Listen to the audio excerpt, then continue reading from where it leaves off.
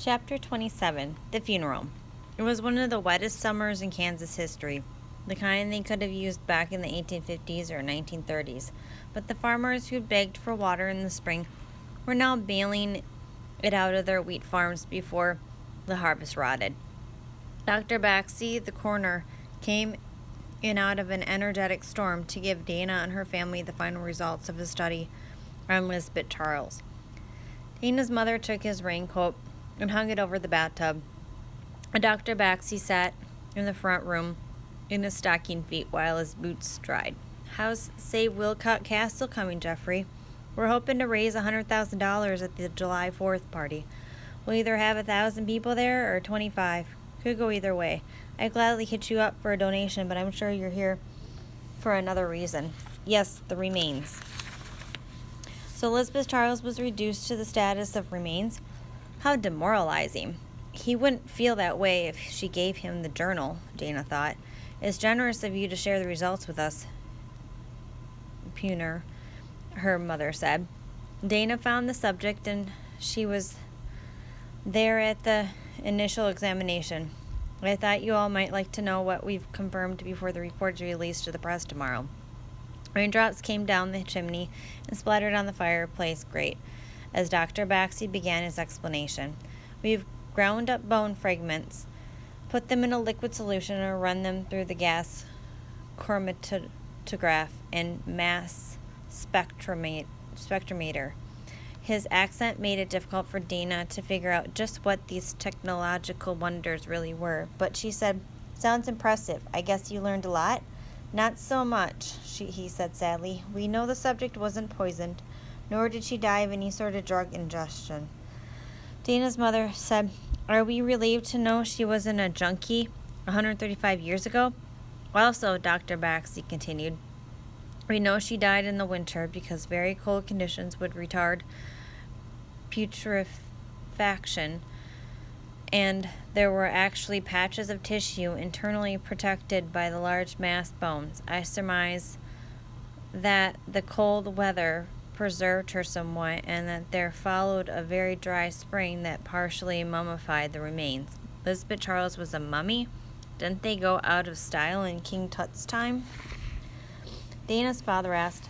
"Then what did she die of?" "Well, it is more productive to say what she didn't die of.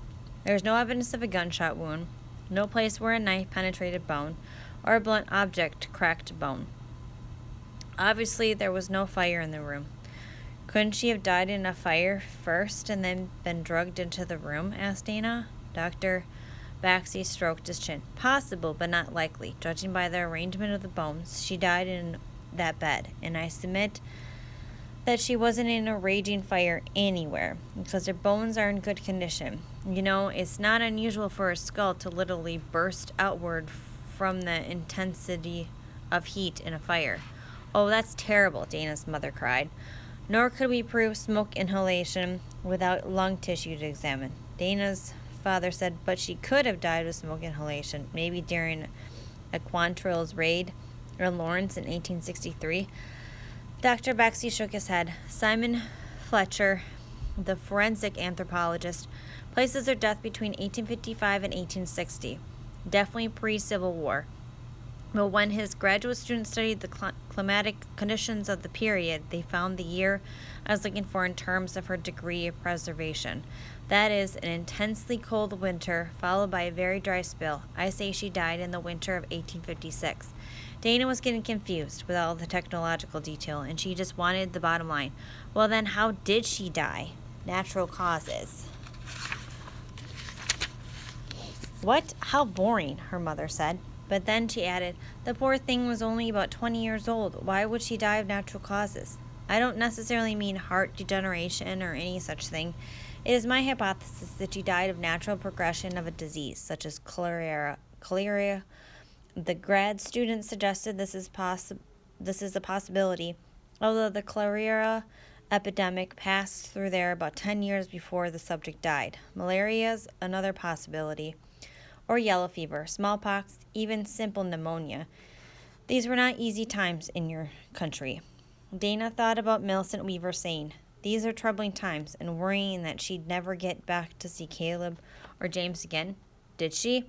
But it sounds like you have a different theory, Puner. Care to share it? Hypothesis, you understand. Jeffrey. I am sticking my neck out, but it's a very short neck. Still, based on the research of the period, I submit that the young lady died of typhoid fever. Just what Jeep said, before or after she got to the room. I say she died in the room, but now you're talking speculation, Dr. Baxi said thoughtfully.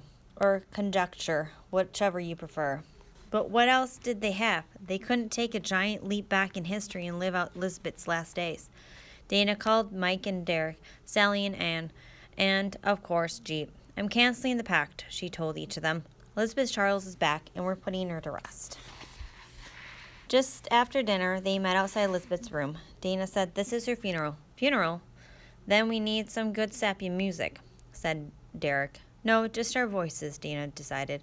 She knew how she wanted to do this, and they were just going to have to go along with it all. Or she'd do it alone. She led them past the barricades into the little room where Elizabeth had spent her last hours. She put a candle in the center of the room and sat down in the rough floor. They all solemnly followed, holding hands. They formed a tight circle, and the only light was the candlelight, which made the corners of the small room seem like nests of secrets. And they talked about everyone they'd ever cared about who died. Mike, when I was 3, my turtle shell shock. Sally, my great-grandmother was so old she couldn't even. Derek, Jim Morrison drugged himself to death. Idiotic. And my parents both the same night. Dana, President Kennedy. Jeep, Miss Lisbeth Charles.